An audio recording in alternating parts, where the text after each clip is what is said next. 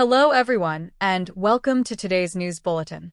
The world's political spotlight is once again on the Middle East, as Hamas has officially responded to the 20-point peace plan announced by U.S. President Donald Trump and Israeli Prime Minister Benjamin Netanyahu. What drew even more attention is that only minutes after Hamas released its statement, President Trump immediately issued his reply.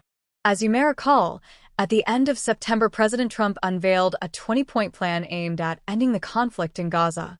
The proposal outlined key steps, including an immediate ceasefire, a hostage exchange, phased withdrawal of Israeli forces, complete disarmament of Hamas, and the creation of a transitional administration under international supervision.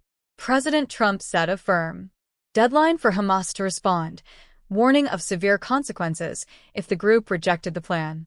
On October 3rd, Hamas issued its official response.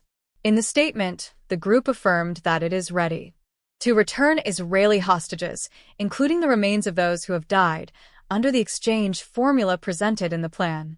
Hamas also agreed to participate in negotiations through international mediators to work out the details. Furthermore, it declared readiness to immediately hand over the administration of Gaza to an independent Palestinian authority, provided this authority is formed through Palestinian consensus and backed by Arab and Islamic countries. However, Hamas's response also revealed deep disagreements on other key points. The statement made no mention of fully disarming its forces, a condition that both Trump and Israel consider non-negotiable. Hamas also rejected the staged withdrawal plan outlined in the proposal, instead demanding clear commitments on deadlines and mechanisms. Additionally, the group stressed that questions over Gaza's future political authority could not be imposed immediately, but should be left for further negotiations.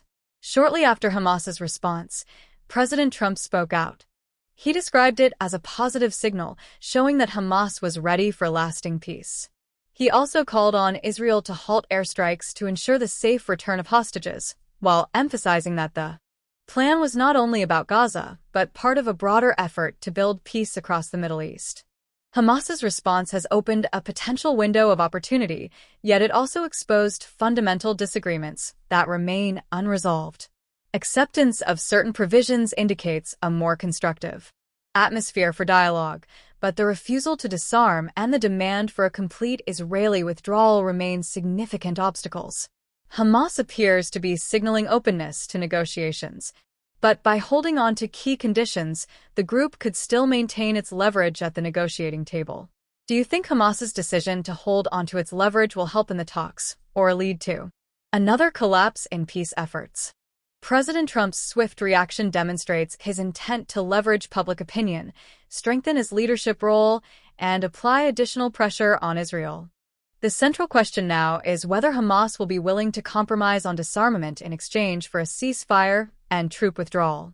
And to stay updated on the latest developments, don't forget to subscribe to our channel and turn on notifications so you won't miss any of our future reports.